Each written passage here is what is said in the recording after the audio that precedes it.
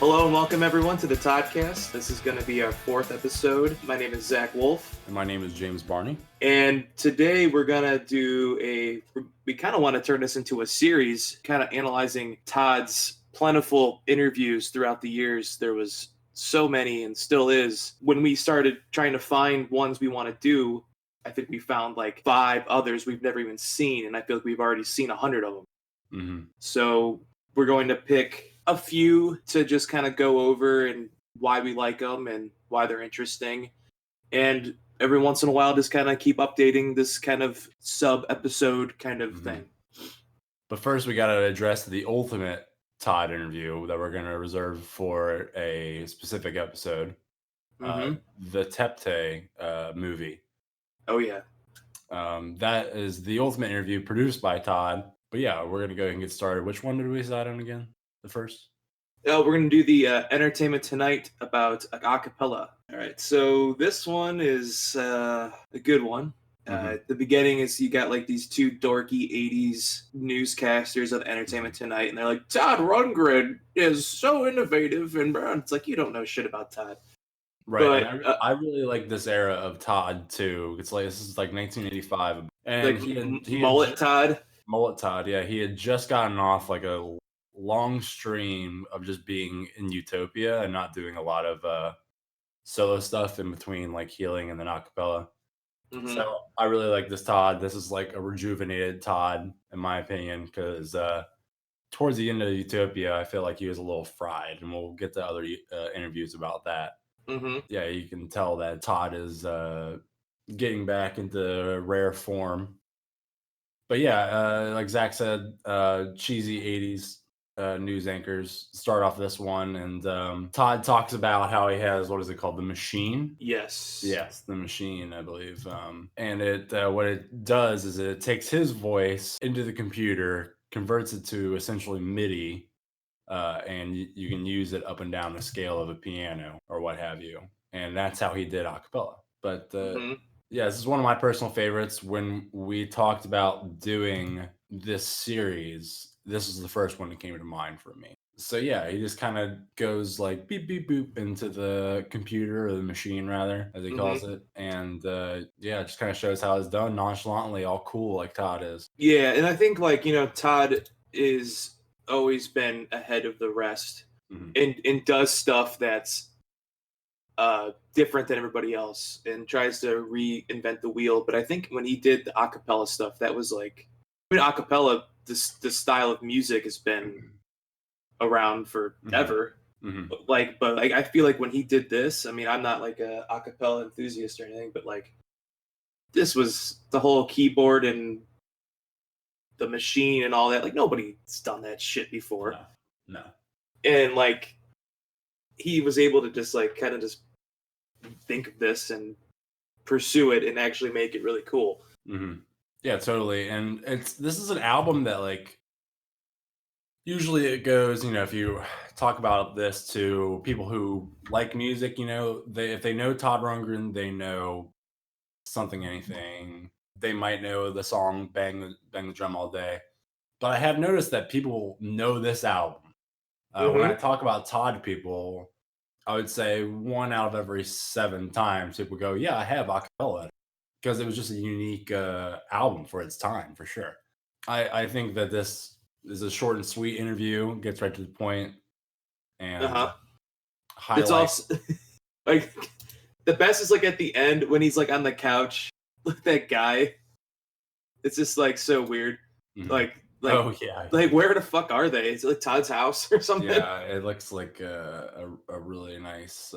It also shows off house. 80s grandma. It's like they're like the Golden Girls are about to walk in. Yeah, exactly. I also like they show off the Something to Fall Back On. The video. The video's pretty sick. It's all the weirdness and it's also like it's still got that 80s classic Todd fashion, time angles and hideaway before it. I like the video. I think it's cool. It's one of the videos I remember from my childhood. Yeah, this is an awesome interview. I really, even though it's short and sweet, it gets to the point. Well, one last thing about this one. When he's on the couch, he does bring up, this is a thing that not a lot of musicians do, is that they make albums for themselves. Oh yeah. Not their fans. And you have bands that have been around for 40 years, 50 years, 30 years that like we still love the band, we still like them, but like they kind of just like do the same shit over and over and over again. It's like, all right, let's move on here. And I don't think any artist ever has been as diverse as Todd in the avenues that he's gone through. Maybe Bowie kind of touched that, but Todd's on a whole nother level. Like it's there's not like one sound. Like if someone's like, oh, what does he sound like? And I'm like, well, like you can't describe him at all. Because I'll just tell people, I'm like, well, he was a 70s songwriter, and they have a perception there. And then I go, and then he was kind of doing prog, and then he was doing new wave, and then he was doing new age music, and then he was doing pop, and then he was doing acapella, and then he was doing rap. And then people go, what? What? And then don't forget arena rock. Yes, and then disco and some form of electronic dubstep a little bit there too. So the only thing he hasn't really done yet is like metal. Dude, the riff, we're getting off topic here, but there's a riff on No World Order where it goes like this, and I'm going to butcher it, and it's going to be great for the Toddcast. It goes like this. Dun, dun, dun. Yeah, some sludgy ass. Todd's dabbled in my head. Todd has dabbled in metal with the Individual, even like Cast of First Stone. Yeah, I think that's pretty. If it's not hard rock, it's somewhere in the line, because that riff in No World Order is very doom. I like it.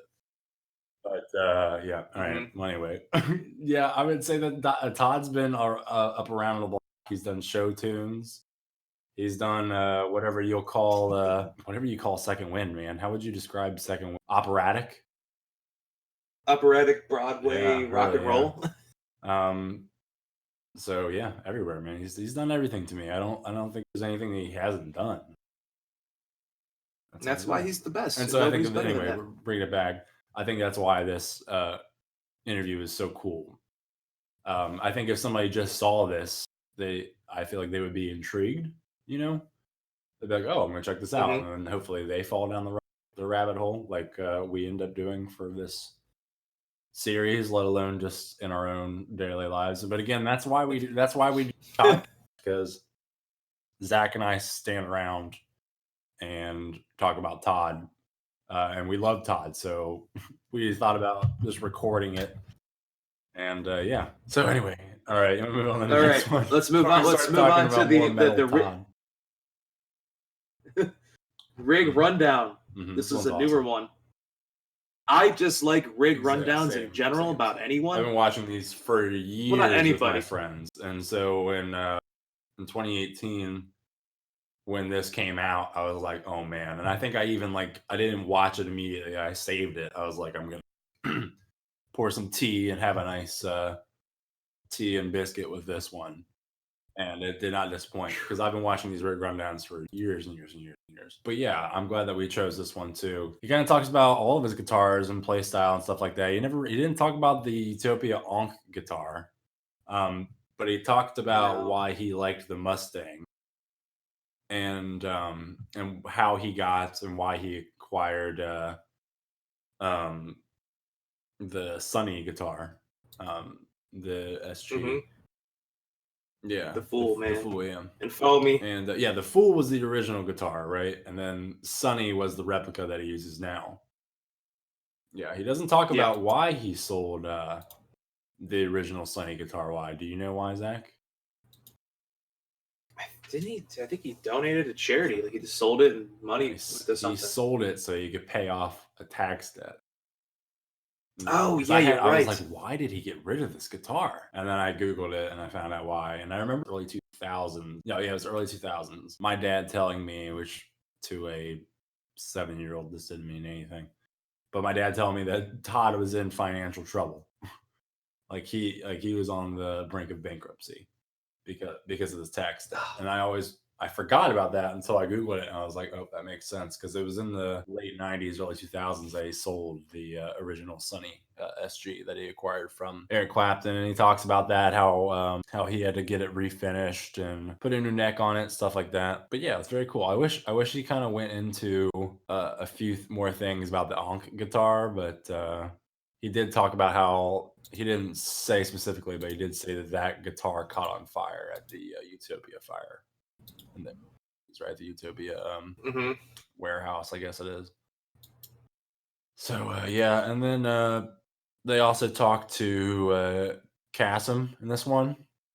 He talks about his signature line that he had with some company out of I believe it was Midwest, and why he plays the Ibanez basses now, which is actually one of my favorite basses out there, the ones that he plays. And really awesome, wholesome dude, that Kasim. I know Zack has a lot of great things to say about him. But oh yeah, he's the man. And I really enjoy that. You get to talk to the whole band. You get to see Jesse's guitar that he's been playing for years and years and years, as long as it's like that guitar is so fucking cool. I don't know. It's like you see it and you go, oh yeah, there's Jesse's guitar, nice. And he talks about putting the Jeff Beck Strat neck. I don't know if this means much to people who don't play guitar, but the Stratocaster neck on Jeff Beck's signature guitar is a little bit thicker than a regular Strat neck, yeah. And so he talked about that specifically, how he got that on his Strat. And there's a couple different wiring configurations that Jesse has on the Strat, making it a very versatile guitar, in my opinion. As a guy who doesn't like Stratocasters, I did like watching Jesse's like take on it, because he's like, well, I did this, I can get this configuration, and I kind of make this guitar sound however I want. And he also talks about his pedal board, which is awesome. Todd talks about his pedal board too. He talks about the Line 6 series that he's been using for years. Because for a guy as diverse as, imagine, how many amps and stuff like that he would have to carry around for a whole unpredictable set just to get certain tones. But with the Line 6, he talks about how he can achieve any sound that he has had over the years using computers. Yeah, I mean, from knowing from gigging and stuff, like moving your, I mean, I've never really, I mean, I just play a show somewhere downtown or something, but having that is so useful. Like I had like literally like 2 guitars, an amp, and some pedals, and that was like a lot of work. So imagine what someone like a professional musician that puts on a full professional show about all this shit. Well, and remember in the late 70s, he used to bring around his own PA, his own sound system, because he was so particular on how it would sound. So knowing that, it only makes sense in the foray of Line 6 for something like 20 years. It just makes sense. He's always been an audiophile producer. You get that way, and I can only imagine as a gigging live musician / producer, it's maddening. And kind of this rig rundown is really cool, because you see kind of the method behind the madness for our more recent Todd, and that's kind of the cool thing about this series, is that we're going through a lot of these interviews, and we can still see Todd, as the person who we know, as the artist, as the wizard, in all of these videos, no matter what year it is. Todd's always talking about this, something along the same lines, whether it be I do it for the people, or I do it for myself, or I perform for the people, I do it for myself.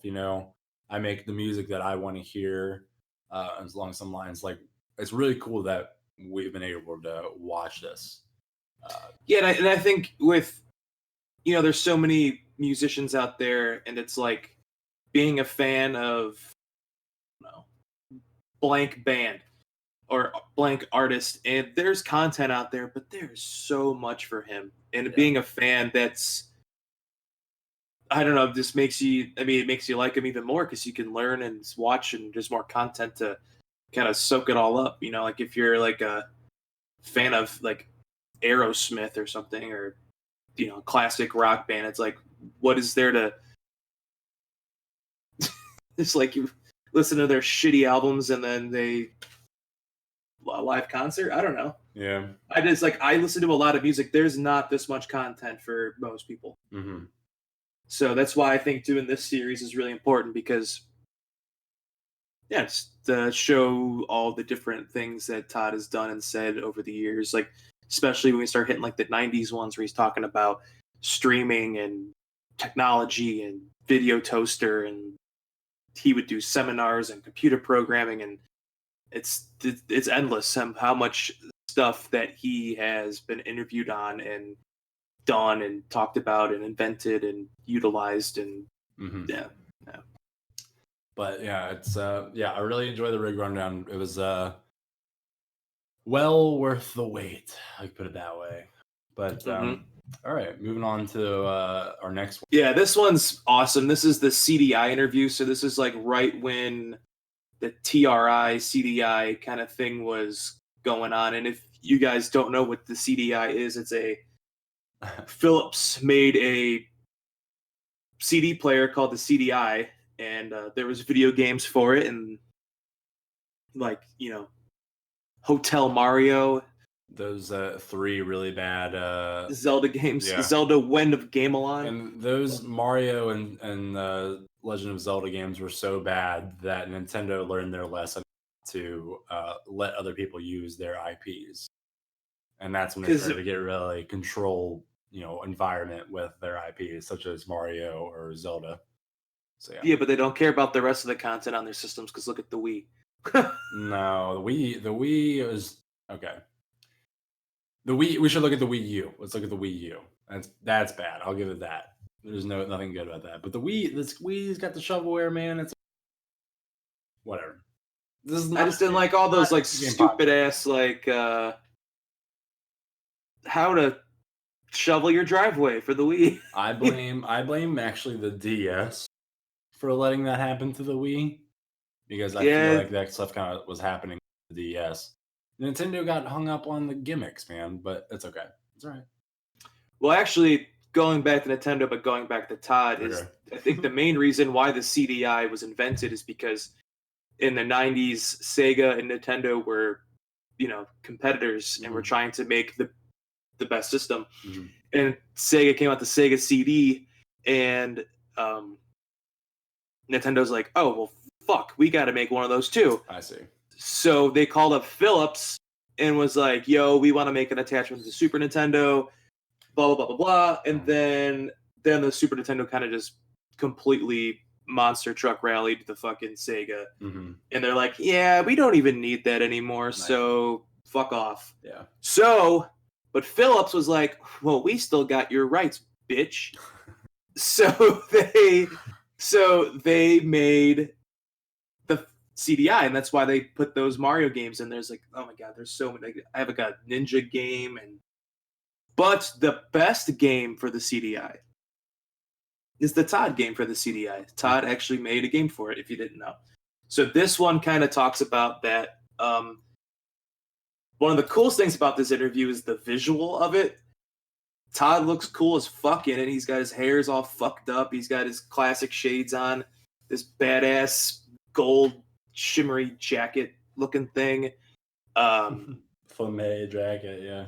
Yeah, there's like this he's like going into like a portal black hole behind him. That's very awesome. And he also has like, he's still doing that more nasally Todd voice. I think over the years, I think that was all I don't want to say a stunt. Oh, okay. But like, I think that was like a. You're talking about the artist formerly known as TRI stunt to him? No. Like the way, like he talks like this.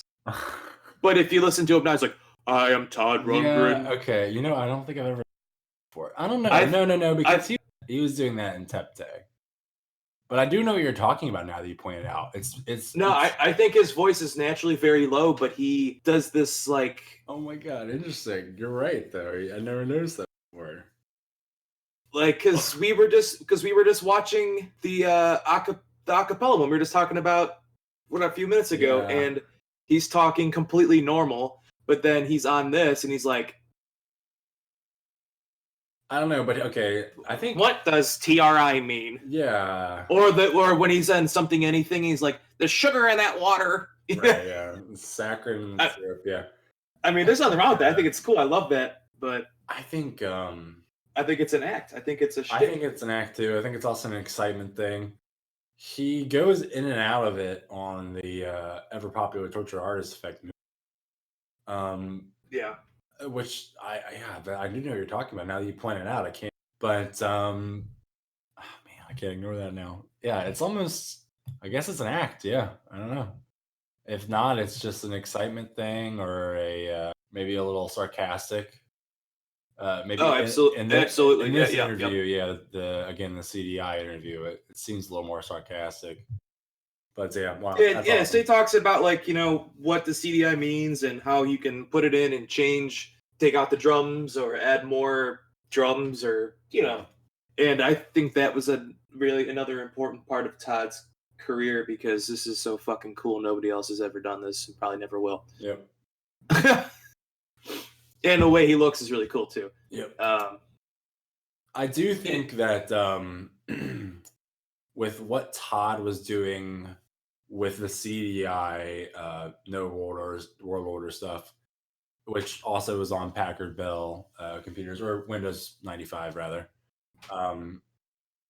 Zack, you have copies of both now, right? You got the Philips CDI and the. I sure do. Yeah. Nice. Actually, my Philips version is signed by Todd, and when I tell the story. And everybody's. I'm in a line getting. It's a meet and greet. Mm-hmm. It was a scheduled meeting process. Not like I just saw him at the side of the venue or something, and you got people bringing in. Wizard of True Star albums, which I have one of those signed too, but the usual stuff, which there's nothing wrong with that. And then I walk up, and I'm a dorky young chap, and I just fucking throw down CDI, and he looks at if I wish I had a picture of the look he gave me. He's just like what the fuck? Yeah, I would have liked to see that too.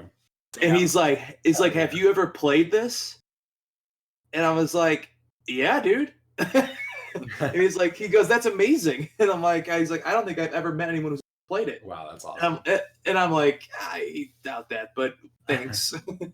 And he signed it, and he really liked that because he was kind of going through the motions, which you kind of have to in those kind of situations.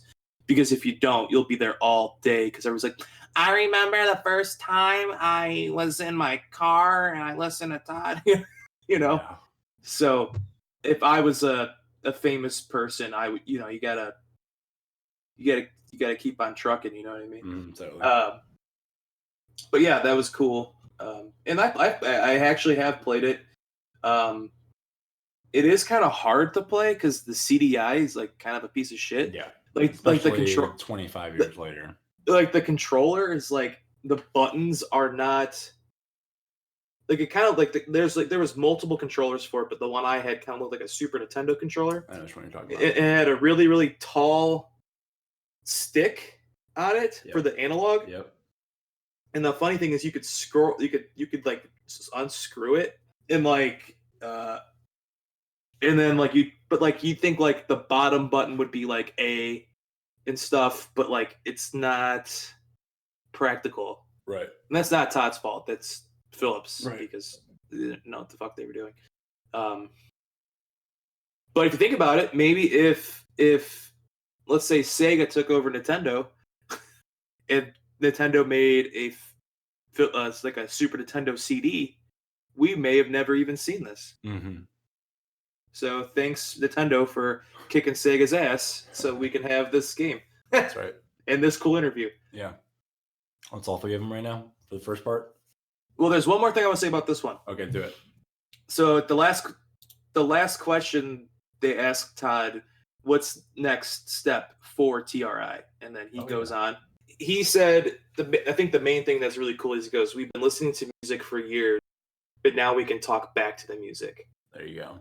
Because you buy an album and you listen to it and you're like, either like you're a musician or a non-musician, you could be like, oh, I wish they would have like cut it off there because like he keeps singing and it's like, all right, we get the point. Or if you wish it was quieter or slower or faster, and you were able to do that with this, and I think that's why it's so special. And he even mentions, I was going to talk about this earlier, I totally forgot, but he even mentioned something about like creating a living body of music. And we were talking about how nobody, you said that something along the lines of, I don't think anybody will ever do that again. Say what you will about him, but, and I'll throw shade his way after I say this, but Kanye West said that about 2016 Life of Pablo. He said he was trying to create a living, breathing work of art. So when Kanye was doing it, it wasn't interactive because Kanye goes in quarterly and revises Life of Pablo. He'll drop a part. He'll add another verse. He'll turn down the hi-hats on this, or like change the bass line, or not change the bass line, but change the a little bit. And so Kanye is one of the only people that I personally know that has created a living, something tantamount to what Todd was doing with TRI. I didn't know he did that. Yes, he still revises it. That's pretty cool. Shout out Revision 2 and 3 are my personal favorite. But how many times has he revised it? A few times now. It's been 3 years. But yeah, I was going to say. So now, speaking to that, Kanye is problematic because I think that he was only doing it so he could get away with how bad people thought that the mix was the first time it came out. Because Kanye came out and there was like a bunch of being mixed problems and stuff like that. Because Kanye is a producer first and musician second. And so he would go out and be like, I'm gonna fix Wolfe. That's a track on the album. So I think it was kind of secondary. It wasn't intentional like Todd was doing with TRI. So that's the only thing that comes to my mind. Somewhat tantamount to what Todd is talking about in the interview titled CDI interview, where he says you can create a living, breathing body of music that, is never the same twice. So that's all I got to say about that. Just say what you will about Kanye. I get it. Cool, but also on the CDI game, which is interesting, is that there's mixes that you can play as that people made. Okay. And one of them's from Jerry Harrison of the Talking Heads. Wow. And I relate to Talking Heads, so it's cool. Yeah, this is an awesome interview. I'm glad that we included this on the first one too.